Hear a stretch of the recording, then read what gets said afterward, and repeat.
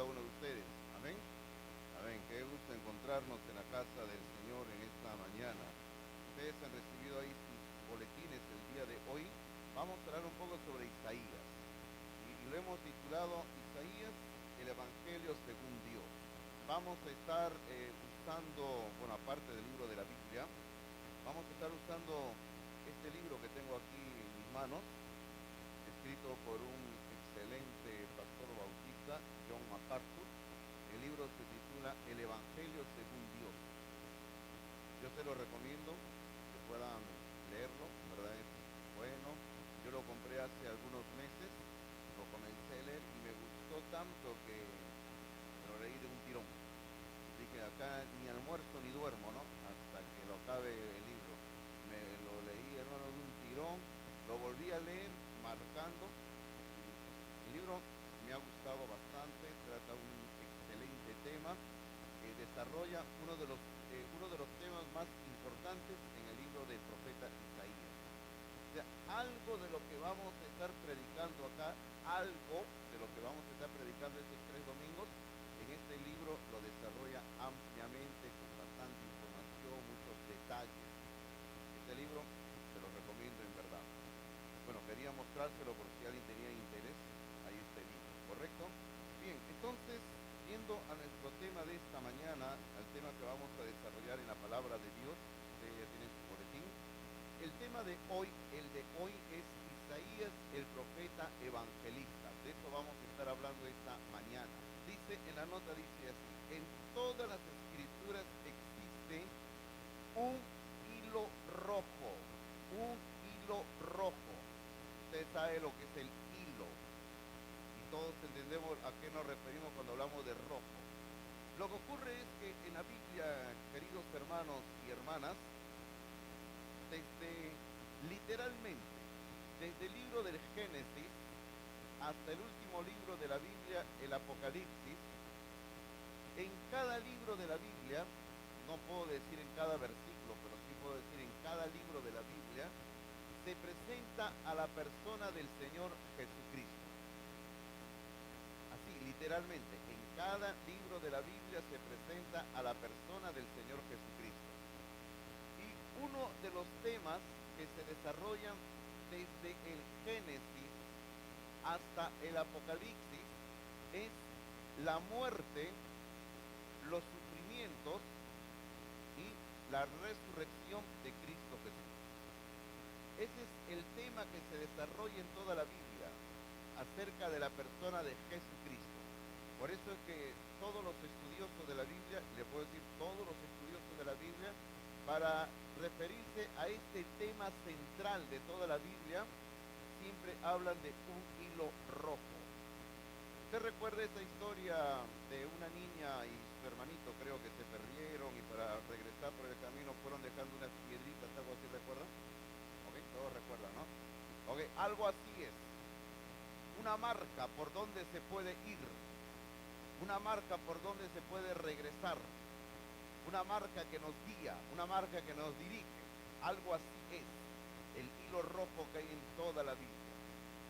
El Señor Jesucristo, en sus notas, el Señor Jesucristo hizo un recorrido por todas las escrituras, mostrando lo que dicen sobre sus sufrimientos, sus sufrimientos. Lógicamente, los sufrimientos que él tuvo en la cruz. Cuando Jesucristo resucitó de entre los muertos,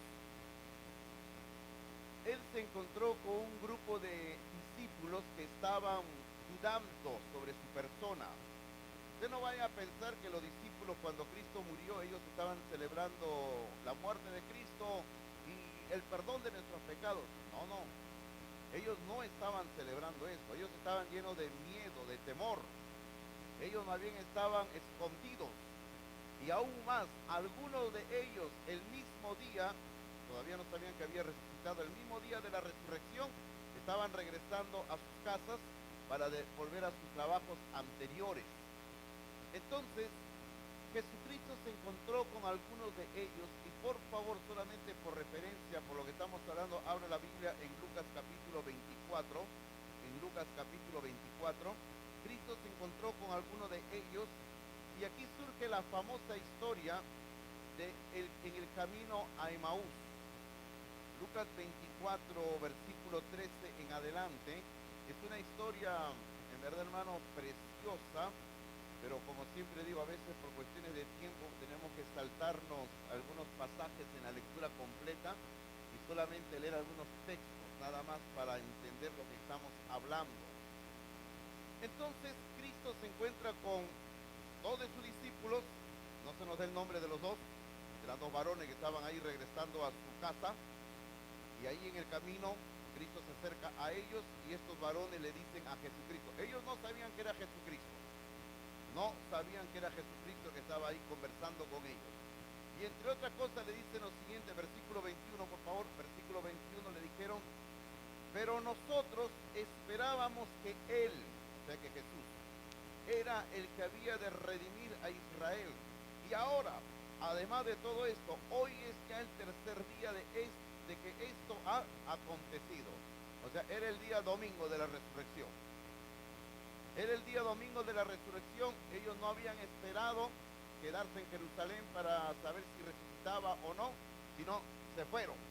Estaban regresando a su casa para trabajar en lo que antes se dedicaban.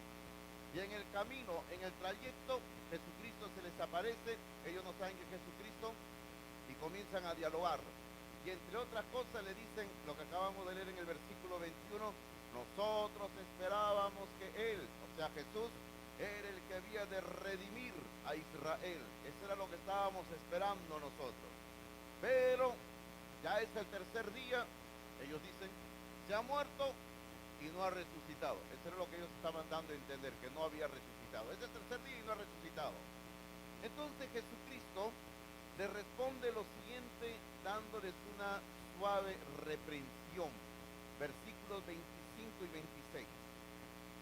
Entonces Él les dijo, oh insensatos y tardos de corazón para creer todo lo que los profetas han dicho.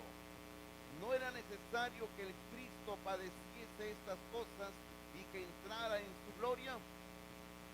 Observe lo que le dice, les está preguntando, ¿no era necesario que el Cristo padeciese todas estas cosas?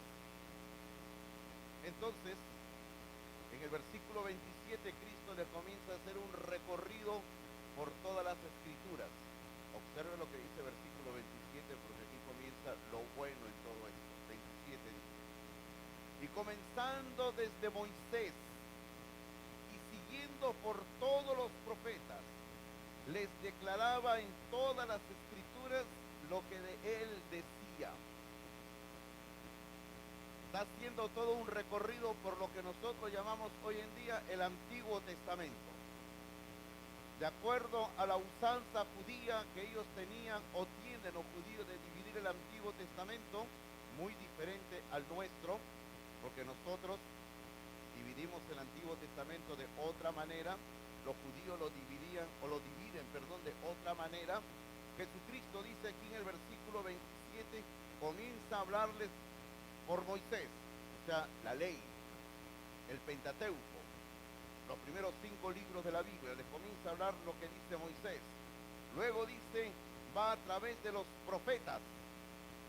Y finalmente, se nos dice ahí en el versículo 27, les habla a través de las escrituras, o sea, el resto de libros del Antiguo Testamento. ¿Y qué es lo que les está diciendo? Observe las últimas palabras del versículo 27, lo que de Él decía, lo que de Él decía.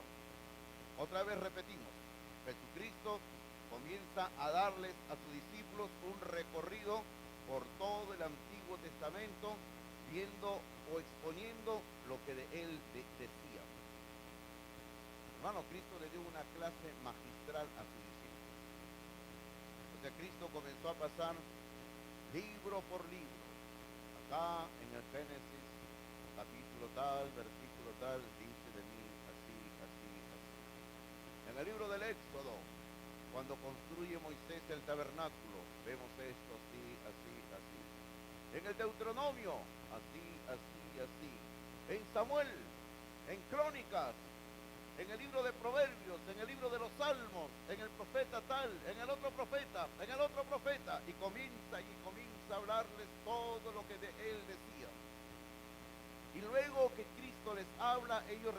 se dan cuenta de que este hombre no es un hombre cualquiera, sino es Jesucristo.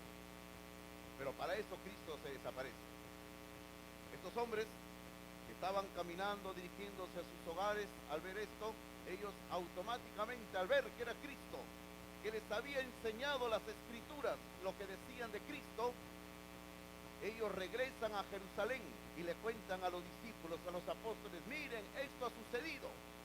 Y cuando están conversando con los apóstoles, Cristo se les vuelve a aparecer y otra vez hace lo que hizo en la mañana con los discípulos en el camino a Emaús. En el mismo capítulo 24, versículos 44 al 46, dice así: y les dijo: estas son las palabras que os hablé estando aún con vosotros, que era necesario que se cumpliese todo lo que está escrito de mí.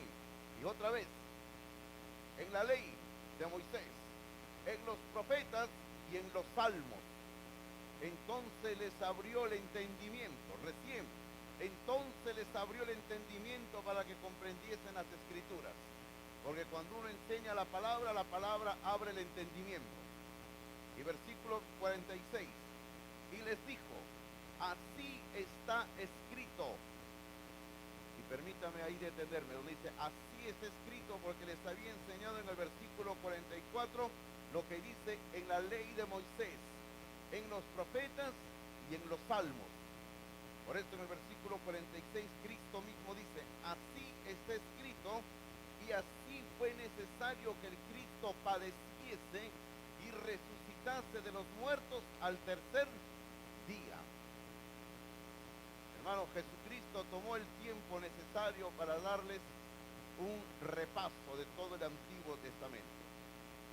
Créame usted, mi hermano, de que lo que Cristo hizo fue un trabajo, pero increíble, un trabajo titánico. Hacer un resumen de esta magnitud, pasando libro por libro del Antiguo Testamento y enseñándole a una persona o a unas personas lo que de Cristo dicen los sufrimientos, es un trabajo agotador, hermano. Pero Jesucristo lo hizo. Estoy seguro que Cristo tuvo que pasar por el libro del profeta Isaías. Porque Isaías, hermano, es el profeta que es citado más de 60 veces en el Nuevo Testamento. Por nombre. Todavía largos pasajes se citan de Isaías en el Nuevo Testamento. Usted puede leer, por ejemplo, el libro de Mateo, solamente como ejemplo, que estamos estudiando los domingos en la mañana, pero que ahora he interrumpido por hablar de Isaías.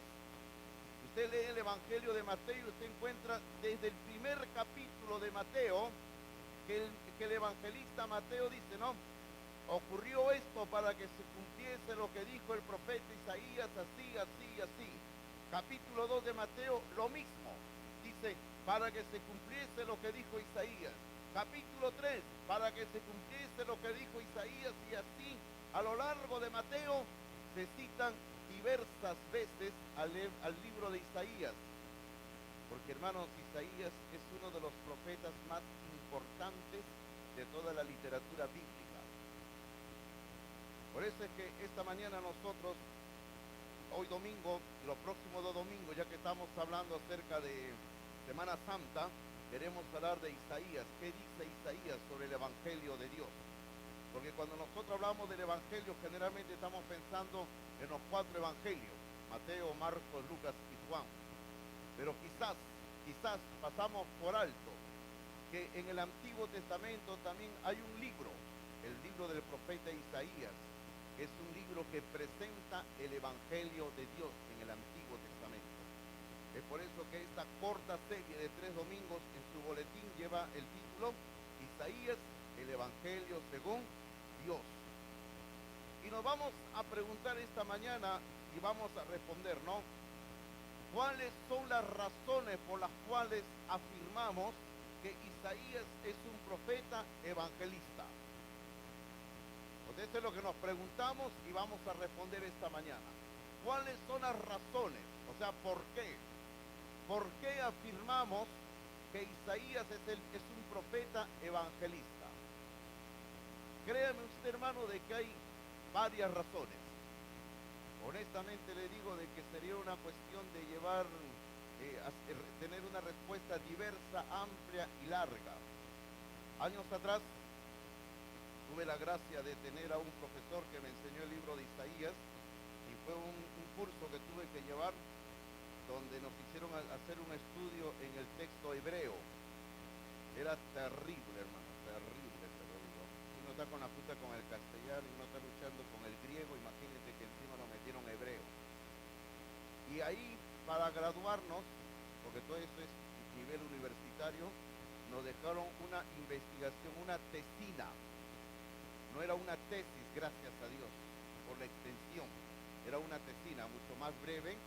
Nos dejaron una tesina sobre el capítulo 8 de Isaías. Y tuvimos que hacer una exégesis en el texto hebreo. Estudio, palabra por palabra, frase por frase del texto hebreo. Y teníamos que escribir en la computadora en hebreo y luego explicar en castellano. Imagínense, solamente del capítulo 8 me asignaron 6 versículos y hasta ahora la tengo mi tesina ahí en mi oficina guardada y me salieron, si no me equivoco, algo de 60 páginas, solamente de 8 versículos. Pero a lo que yo quiero ir es que ese curso de Isaías, que lo dictó el doctor Poganax, así ese es el apellido de mi profesor Poganax. Este doctor es un hombre muy versado en el idioma hebreo y él nos hizo estudiar todo el libro de Isaías.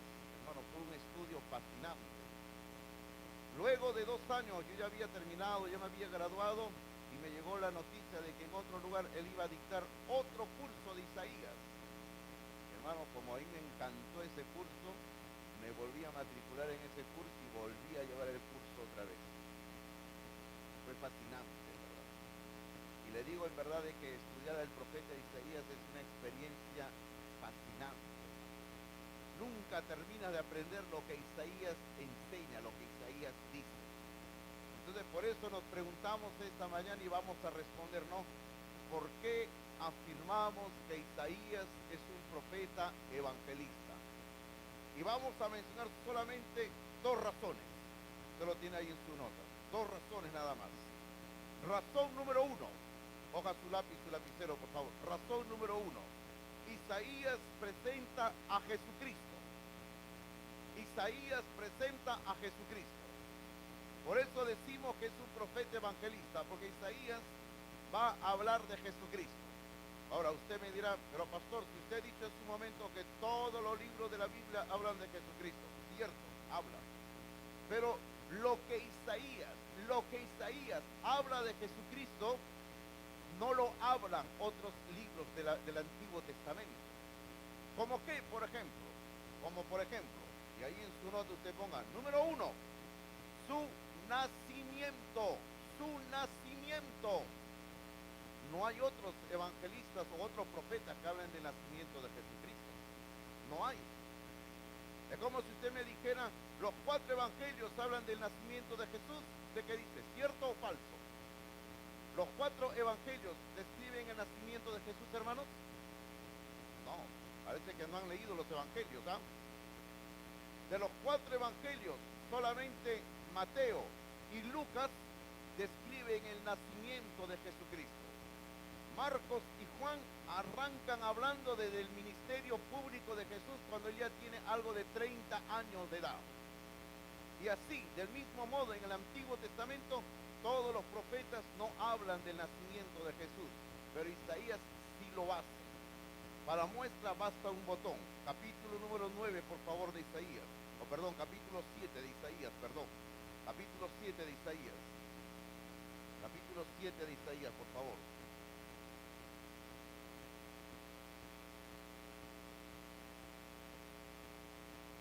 Capítulo 7 de Isaías, versículo 14. Versículo que generalmente se lee en Navidad nada más. Yo no sé por qué, ¿no? Se cree que solo en Navidad hay que hablar del nacimiento de Jesús y eso es totalmente falso. En el 7:14 de Isaías dice así la palabra del Señor. Por tanto el Señor mismo os dará señal. Recuerde, señal. Lo que están viniendo los días miércoles hemos estudiado hace poco la palabra señal. La palabra señal habla de un milagro. Dice, por tanto el Señor mismo dará un milagro. ¿Y cuál es este milagro? He aquí que la Virgen concebirá. La Virgen va a concebir y va a dar a luz un hijo y llamará su nombre Emanuel. Este versículo, que no es el único por si acaso, pero este versículo está hablando y probando que Jesucristo en su nacimiento vendría de una mujer que sería una virgen. Este versículo se cumplió literalmente cuando María quedó embarazada y posteriormente dio a luz al Señor Jesucristo. María no había tenido contacto íntimo con un varón hasta ese momento. Nació Jesucristo de una virgen, tal como la palabra de Dios lo dice. Y sería bueno mencionar, aunque ya lo hemos tratado en el mes de diciembre cuando hemos hablado de Jesús. Luego que Jesús nació, María tuvo su vida normal con José, procreando hijos y teniendo una extensa familia con más hijos e hijas, según lo que se menciona en Mateo capítulo 13. Pero en este caso, volviendo a nuestro tema, en este versículo 7:14 de Isaías, se prueba que Jesucristo nacería y nació de una virgen, de la Virgen María. Hermanos míos, ahí en su nota, si usted, donde dice su nacimiento, letra A, ponga, será un príncipe. Coloque, será un príncipe. Y letra B, será Dios. Será un príncipe. Y en la letra B coloque, será Dios. Eso es lo que dice la profecía, por eso está en futuro, ¿ah? Será. Para nosotros ya es pasado. Cuando Él nació, ya Dios nació, ¿verdad? Ok, en el capítulo 9 de Isaías, por favor, en el capítulo 9 de Isaías, los versículos 6 y 7, versículos 6 y 7 de Isaías, dice así la palabra del Señor: porque un niño nos es nacido, hijo nos es dado, y el principado sobre su hombro, o sea, va a nacer dentro de un linaje de reyes. Ok, esto es lo que quiere decir la frase cuando dice aquí el principado sobre su hombro. O sea, van a nacer dentro de un linaje de reyes, dentro de una familia de reyes. Y fue así, porque María, la madre de Jesús, y José, el padre adoptivo de Jesús, ambos eran descendientes de la familia del rey David. Y Jesucristo, por haber nacido de María, tenía y tiene el derecho al trono de David. Y también José, al haberlo adoptado como su hijo, también al mismo tiempo le dio derecho a ser rey. Por eso Jesucristo nació con el principado sobre su hombro, o sea, con el derecho a un día convertirse en rey. Y luego sigue diciendo el versículo 6, por favor, dice, y se llamará su nombre admirable, consejero, Dios fuerte, Padre eterno, príncipe de paz. Entre otras cosas, se nos dice aquí que uno de sus nombres es Dios fuerte, porque Él es Dios. Y luego se dice al final del versículo 6, príncipe de paz, porque Él es príncipe, Él es rey, queridos hermanos. Y versículo 7 sigue explicando acerca del hecho de que Él es rey. Versículo 7 dice, lo dilatado de su imperio y la paz no tendrán límite sobre el trono de David y sobre su reino, disponiéndolo y confirmándolo en juicio y en justicia desde ahora y para siempre. El celo de Jehová de los ejércitos hará esto. Así que aquí claramente se nos presenta a este niño que nacería, Jesucristo, que nacería siendo ya un rey, un príncipe, y que sobre todo lo más importante para nosotros, como se dice aquí en el versículo 6, sería Dios. Jesucristo es Dios, queridos hermanos. Él es Dios en la carne. Es por eso que uno de los nombres que se le puso fue Emanuel. Y Emanuel quiere decir Dios con nosotros. Y gloria a Dios, ¿verdad? ¿Qué dice usted? Amén. Amén. Yo me gozo, en verdad. Número 2. Seguimos viendo qué más habla Isaías sobre Jesucristo. Número 2. Su heraldo. Su heraldo. No sé si entiende bien la palabra. Heraldo. Su heraldo. ¿Qué cosa es un heraldo, pastor? Yo le voy contando que es un heraldo antes de leer las escrituras. En la antigüedad existía la costumbre que cuando un rey, o cuando un rey se dirigía a cierto lugar, a una ciudad de visita, delante en el camino por donde el rey iba a pasar, se iba, ojo, la costumbre en ese tiempo no era como hoy en día que el presidente o el rey sube a un avión y van directo hasta el otro país. Hasta hoy en día es así. Pero antiguamente cuando ellos iban al lomo de animal caminando. Así que a todo lo largo del camino el rey o el príncipe se tenía que alojar en ciertos pueblos, en ciertas ciudades. Entonces, delante del rey, delante a cierta distancia, iba un hombre que era el heraldo y que se anticipaba llegando a cierto lugar, a cierto pueblo, a cierta ciudad, y decía: el rey viene, ya viene el rey, está cerca. Entonces tienen que preparar todo para la venida del rey. El rey ya viene. Así que preparen dónde va a dormir, preparen la comida, preparen todo, porque el rey viene. Y eso era lo que él tenía que decir.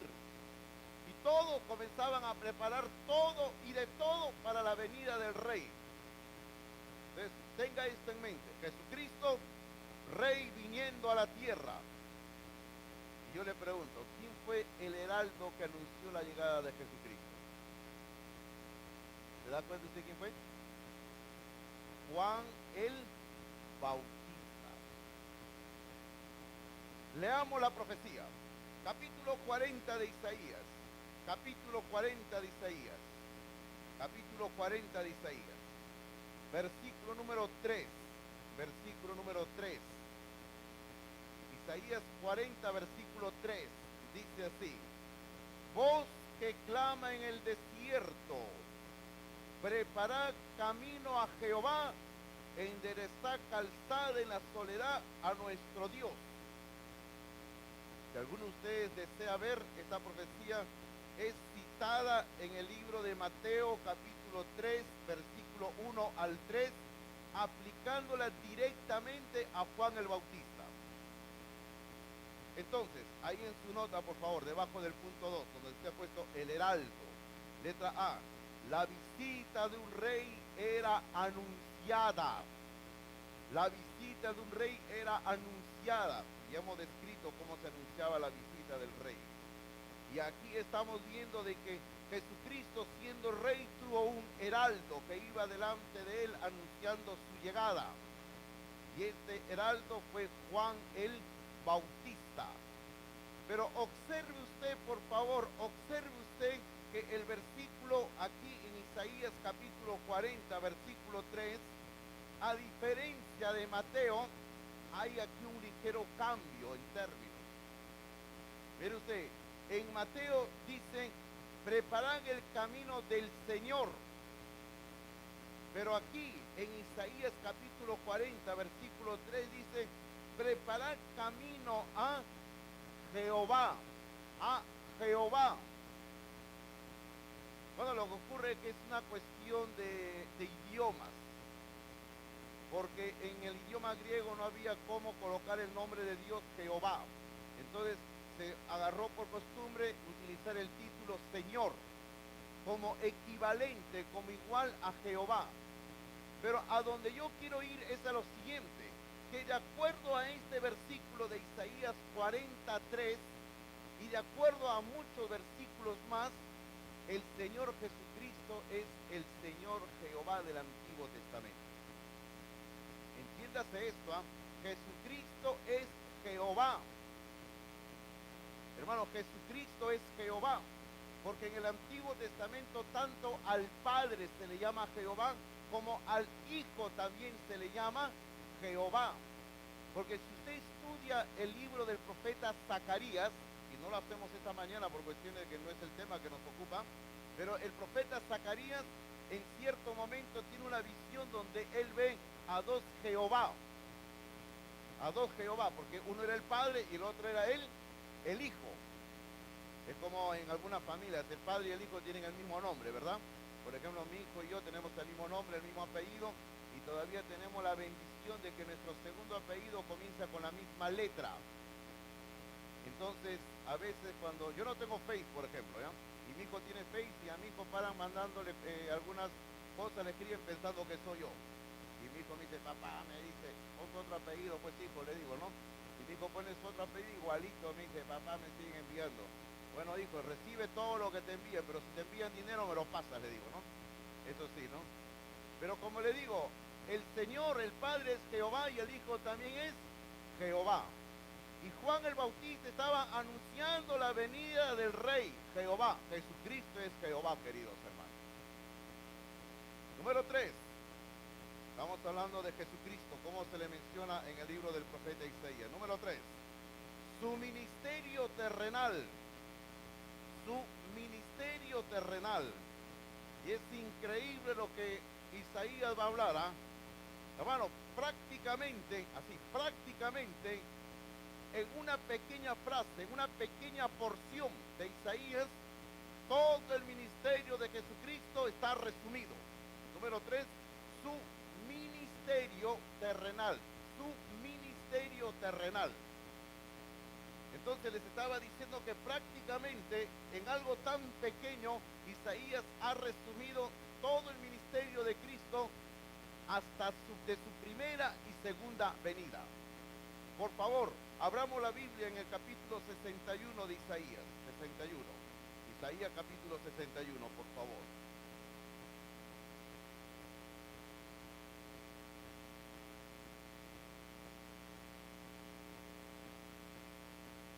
Capítulo 61 de Isaías. Versículo número 1. Versículo número 1 y 2. Dice: el Espíritu de Jehová el Señor está sobre mí, porque me ungió Jehová. Me ha enviado a predicar buenas nuevas a los abatidos, a vendar a los quebrantados de corazón, a publicar libertad a los cautivos y a los presos apertura de la cárcel. Versículo 2. A proclamar el año de la buena voluntad de Jehová.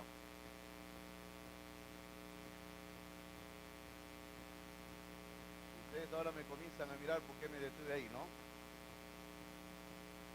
¿Sabe por qué me detuve ahí? Ustedes abruptamente a mitad del versículo 2, para que usted sienta y viva la experiencia que vivieron los israelitas, los judíos, cuando Jesucristo leyó esta misma porción de la palabra de Dios en la sinagoga de Nazaret, y Jesucristo, cuando llegó hasta donde yo he leído, él se quedó callado. Todos estaban escuchando la lectura de la palabra y Jesucristo, a mitad del versículo, así como yo he leído, Jesucristo se quedó.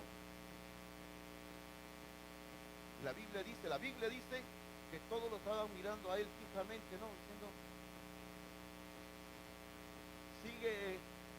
sigue leyendo.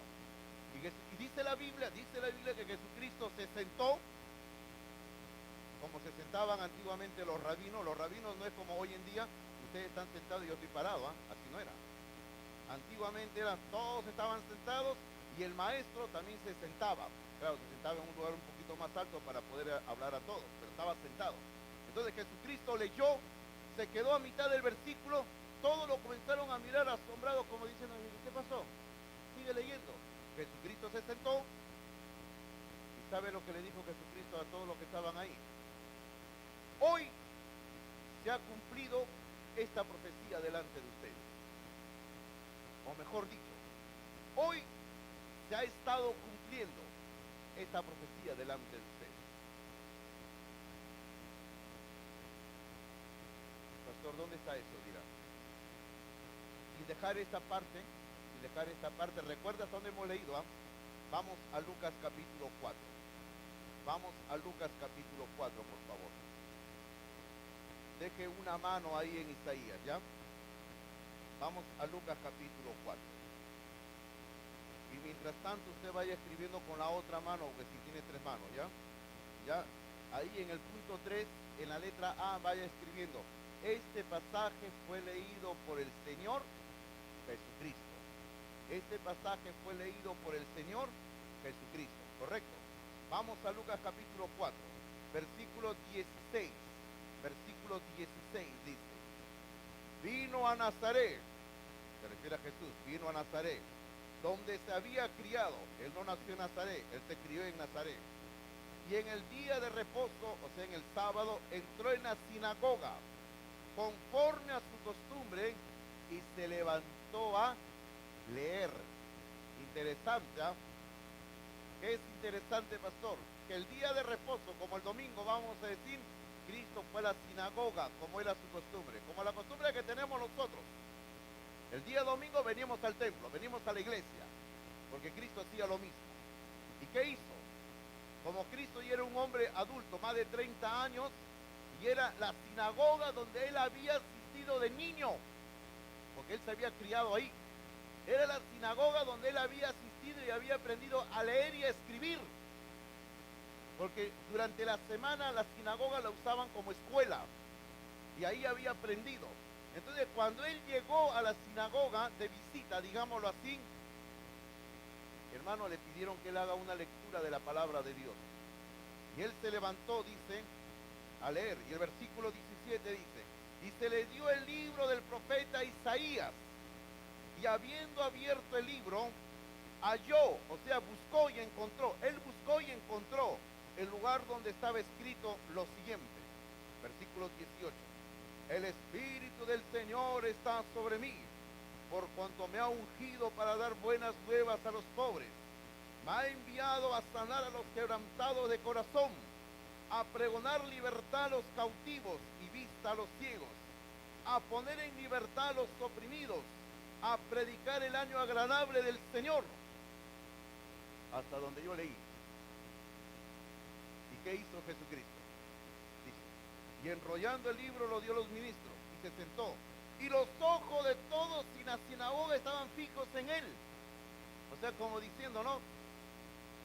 ¿Por qué te quedaste a mitad del versículo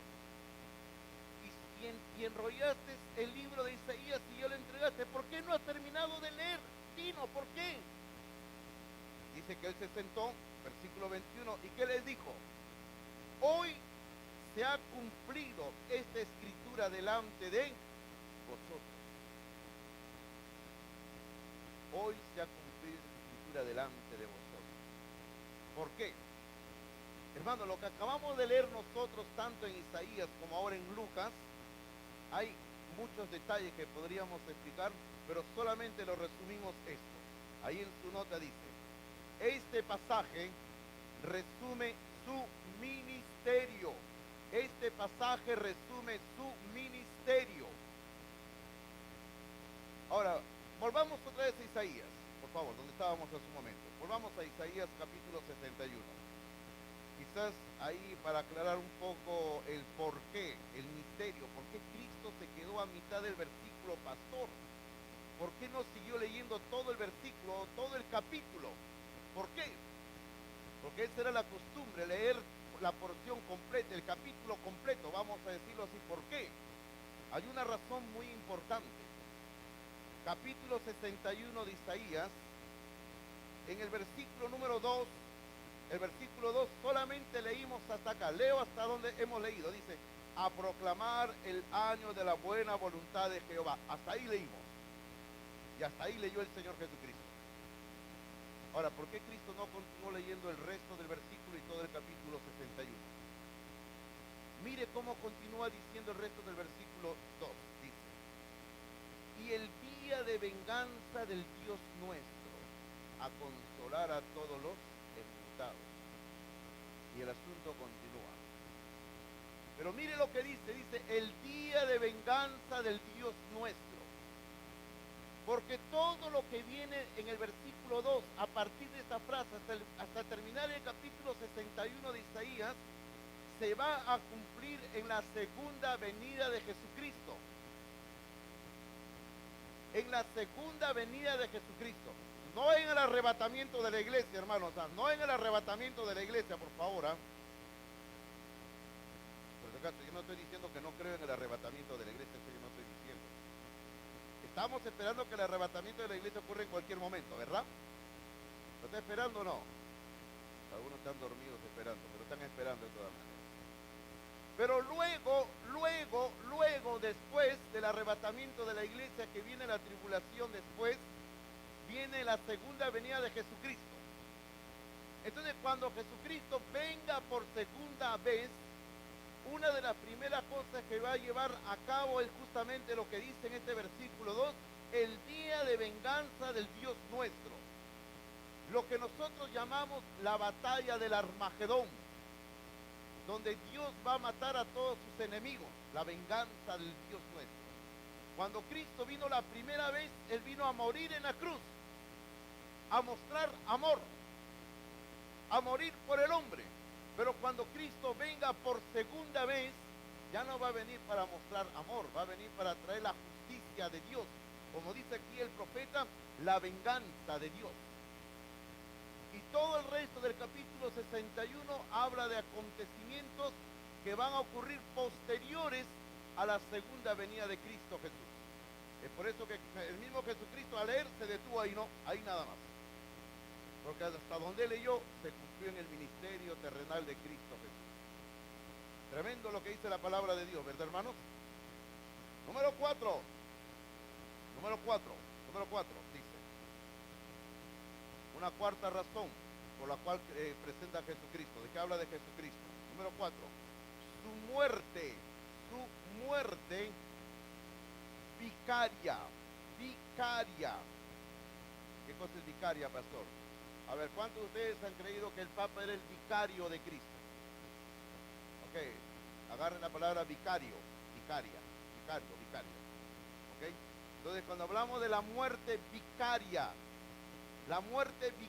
de Cristo, cuando algunos dicen que el Papa es el vicario de Cristo en la tierra, ¿qué cosa quiere decir la palabra vicaria? Vicario quiere decir representante, ¿verdad? Representante. Uno que es igual al otro,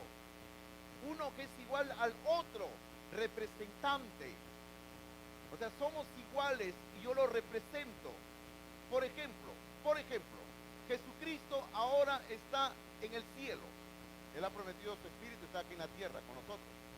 Pero Cristo está en el cielo y Cristo dijo, me voy al cielo, pero mando a otro consolador, que es el Espíritu Santo. Entonces nosotros podemos decir que el Espíritu Santo es el vicario de Cristo, porque son iguales, son Dios. Ahora, el Papa no es el vicario de Cristo, por si acaso. La iglesia no es el vicario de Cristo, por si acaso. El vicario de Cristo en la tierra hoy en día es el Espíritu Santo.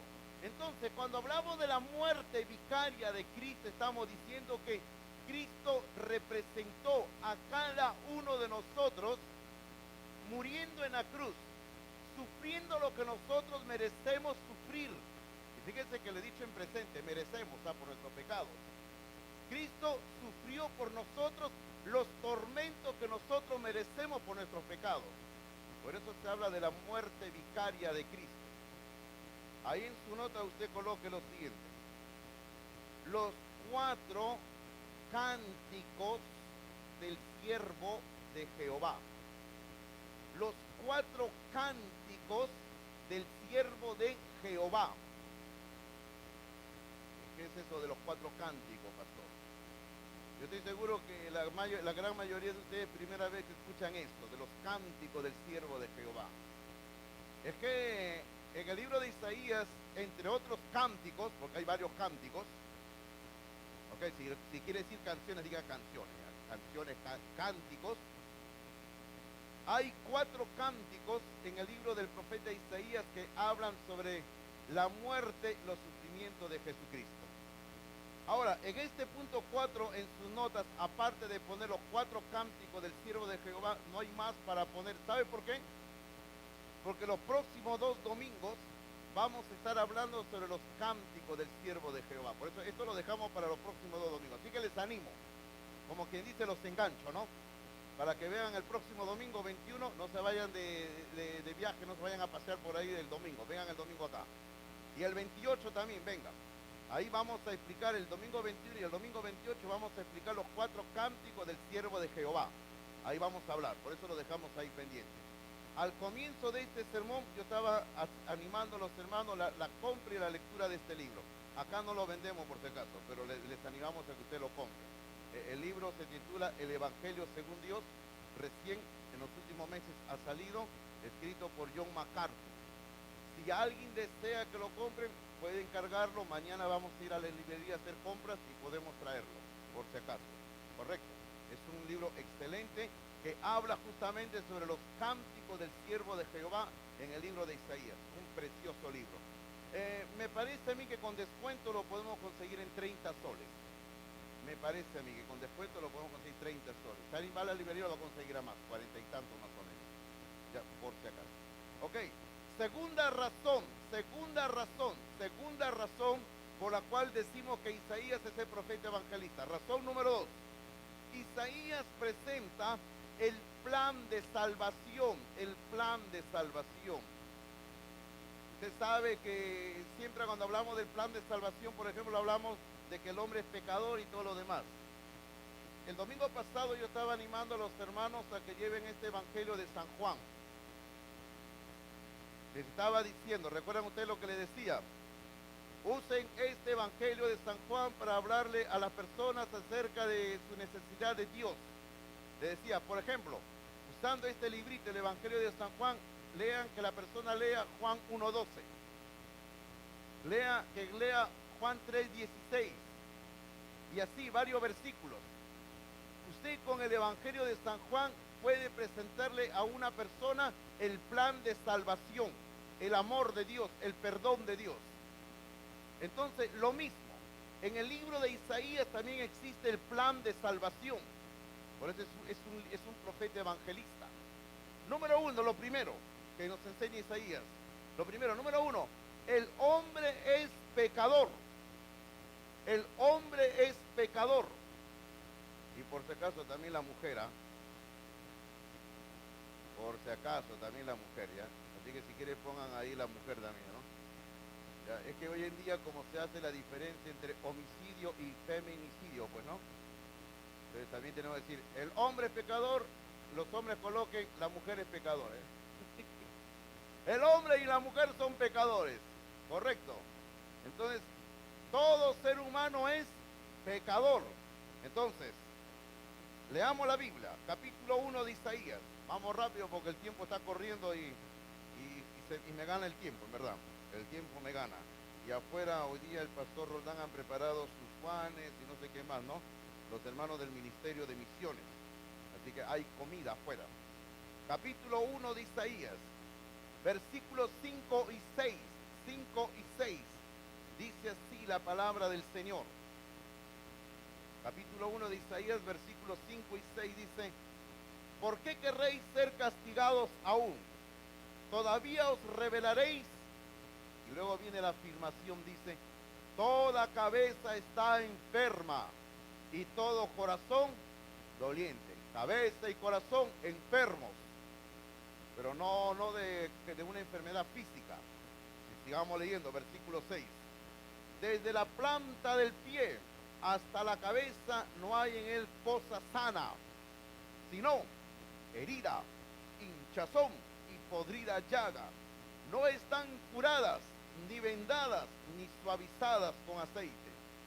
Aquí lo que está hablando el profeta es una descripción del ser humano en términos generales, que el ser humano está completamente podrido espiritualmente.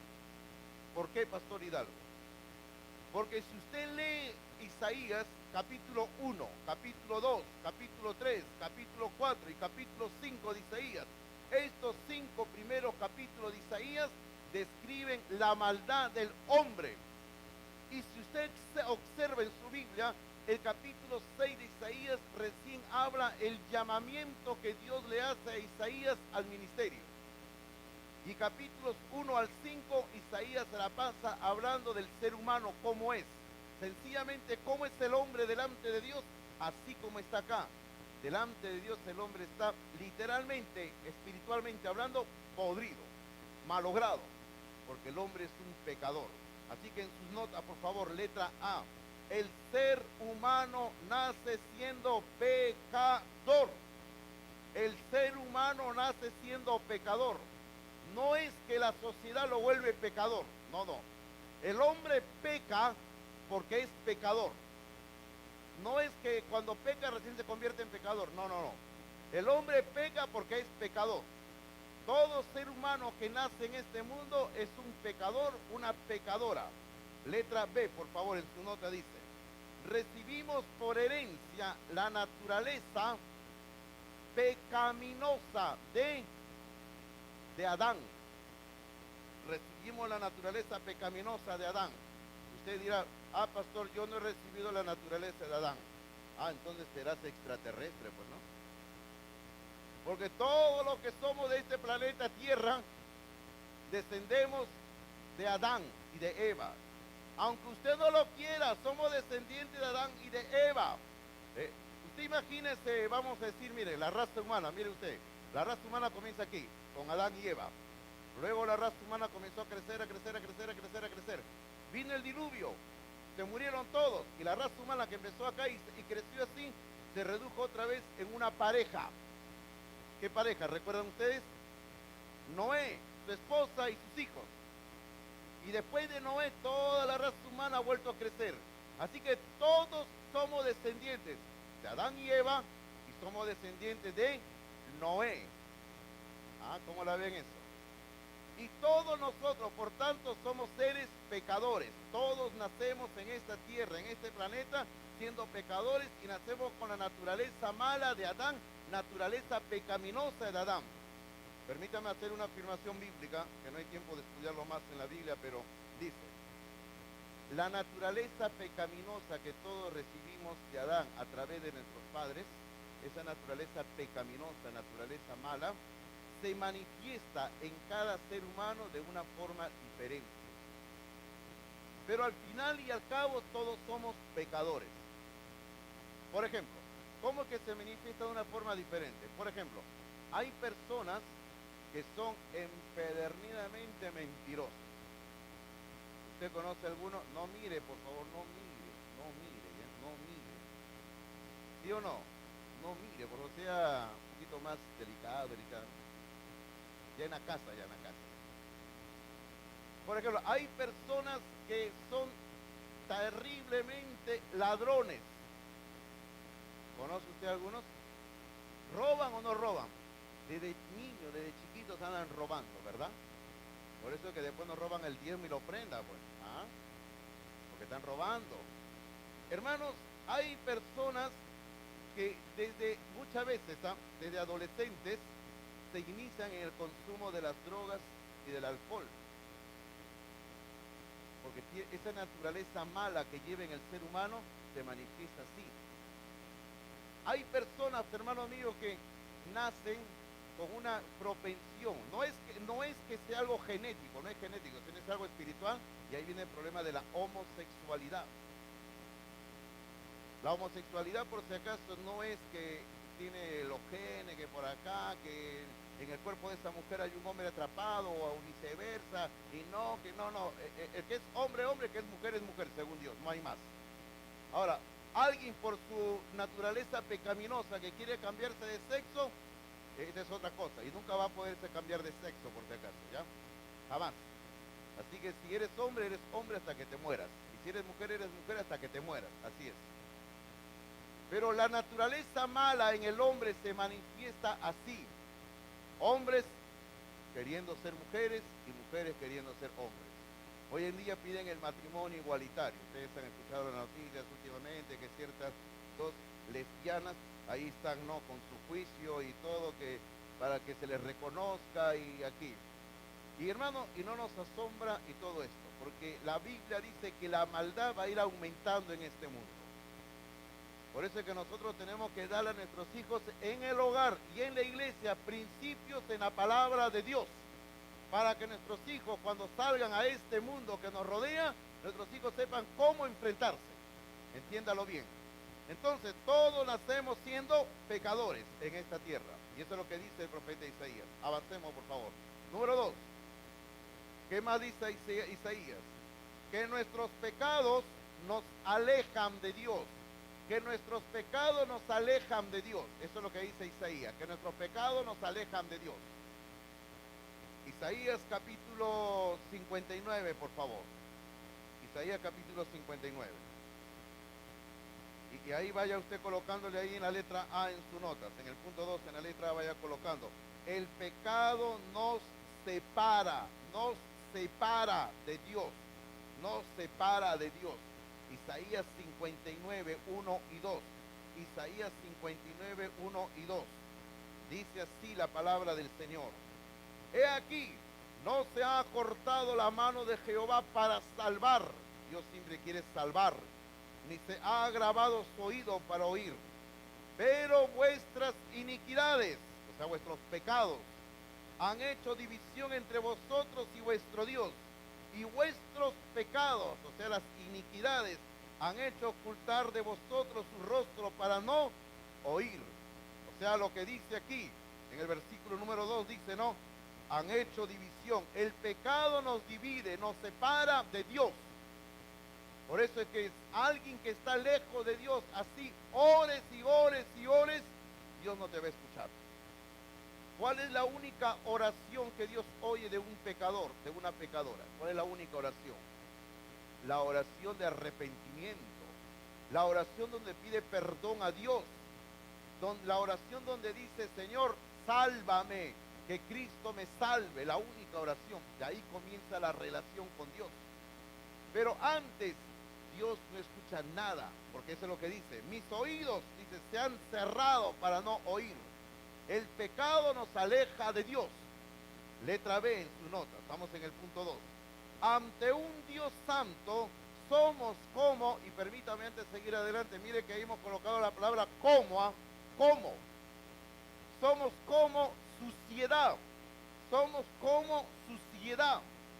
Porque eso es lo que dice la Biblia. En el mismo libro de Isaías, en el capítulo 64, versículo 6, la primera parte del versículo 6, dice así: si bien todos nosotros somos como suciedad y toda nuestra justicia como trapo de inmundicia. Así es como Dios nos ve. Dios nos ve ante el hecho de que Él es santo. Capítulo 6 de Isaías, Dios 3 veces santo. Y ante la santidad de un Dios que es 3 veces santo, aquí se nos dice que nosotros ante Dios, al lado de Dios, somos como suciedad. Porque el ser humano está lleno de pecado, desde la planta del pie hasta su cabeza. Letra C en sus notas. El pecado nos controla. El pecado nos controla. Por eso es que el hombre no puede salir. Es por eso que Pablo en Romanos capítulo 7 dice: yo quiero hacer el bien, pero en mi carne, que está habituada a hacer el mal, no puedo, dice. Eso dice Romanos capítulo 7. En el mismo libro de Isaías, en el capítulo 64, el versículo 6, la segunda parte del versículo 6 que no hemos leído, dice: y caímos todos nosotros como la hoja. El viento controla la hoja, el pecado controla al ser humano, y nuestras maldades nos llevaron como viento. Así ocurre.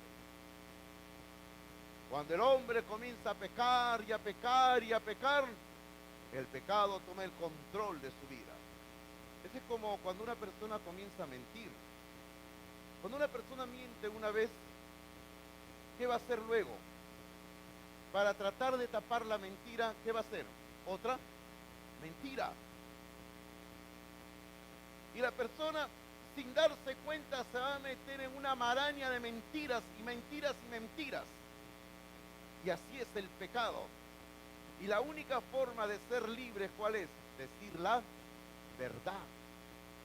Cuando un ser humano comienza a pecar, el pecado le lleva a otro pecado y a otro pecado, y finalmente el pecado le controla. Y a veces el hombre ingenuamente cree que puede controlar el pecado, y no es así. El pecado te controla a ti. Yo conozco a una persona que creía hace muchos años atrás poder tener control de la droga. Yo consumo la droga, decía, solamente por placer, por entretenimiento. A pesar que se le decía que ese era un vicio que le iba a controlar, decía no.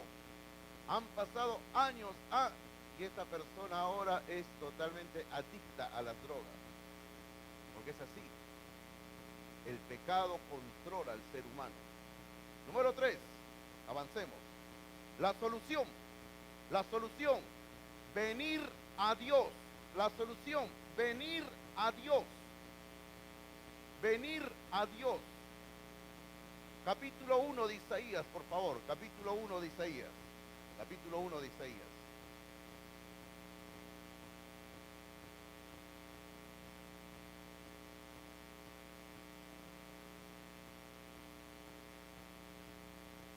Capítulo 1 de Isaías. Versículo 18. Versículo 18 dice: venid luego, dice Jehová, y estemos a cuenta. Si vuestros pecados fueren como la grana, como la nieve serán emblanquecidos. Si fueren rojos como el carmesí, vendrán a ser como blanca lana. Vamos desarmando este versículo, correcto. Letra A. Esta es una invitación de Dios. Esta es una invitación de Dios. Esta es una invitación de Dios para arreglar un problema. Para arreglar un problema. Hay un problema, dice Dios. Hay un problema. Y este problema, recuerde que en los versículos 5 y 6 le hemos leído cuál era. Hay un problema. Y la primera línea del versículo 18 dice: venid luego, dice Jehová. Esa expresión, venid luego, dice Jehová, es una invitación de Dios al hombre. Y luego sigue diciendo: y estemos a cuenta. O sea, sentémonos en la mesa de arbitraje, en la mesa de negociación. Tú te sientas acá y Dios se sienta acá y conversemos para arreglar el problema que tenemos. Esa es la invitación de Dios. En la letra B, ¿cuál es el problema? El problema es el pecado. El problema es el pecado. Porque luego el mismo versículo 18 dice: si vuestros pecados,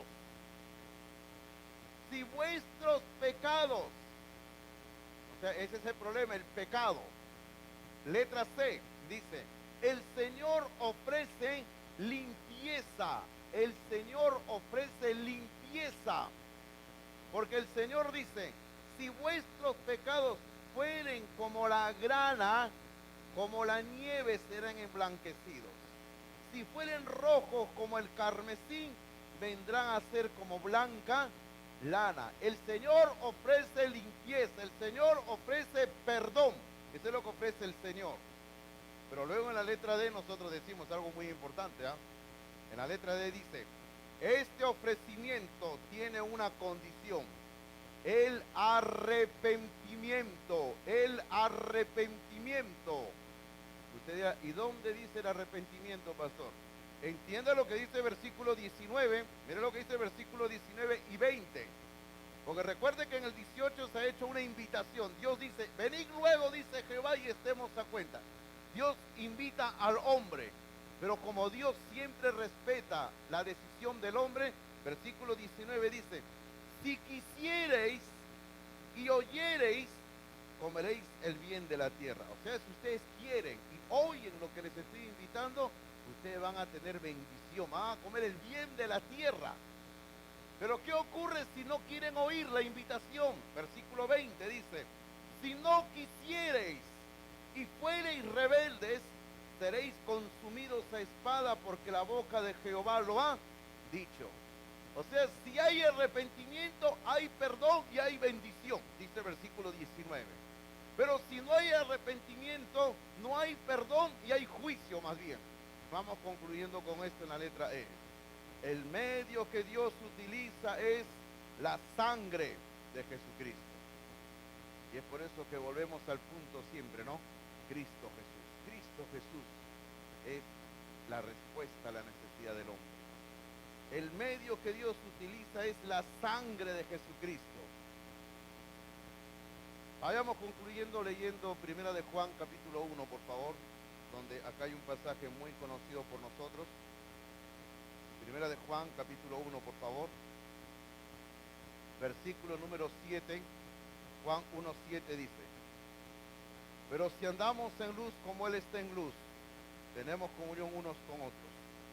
Y la sangre de Jesucristo, su Hijo, nos limpia de todo pecado. La sangre de Jesucristo, el Hijo de Dios, nos limpia de todo pecado. Por eso dice, si tu pecado fuere como la grana, será emblanquecido.